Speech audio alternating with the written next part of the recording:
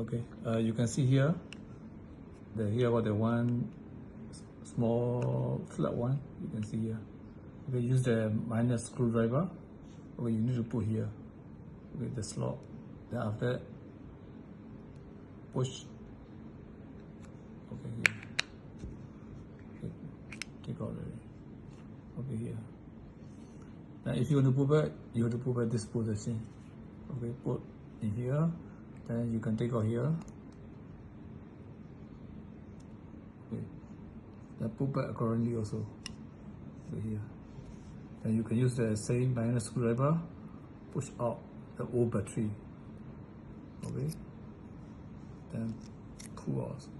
Okay, then this is for example new battery, you take out the old battery already, put the new battery, same thing you have to follow here, plus on the top. Okay, just slide. Okay, then after following to here and push.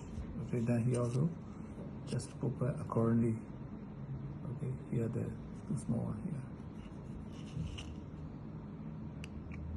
Okay, then after you press until the seat properly. Okay. You have to use the minor screwdriver from the top corner near the under here.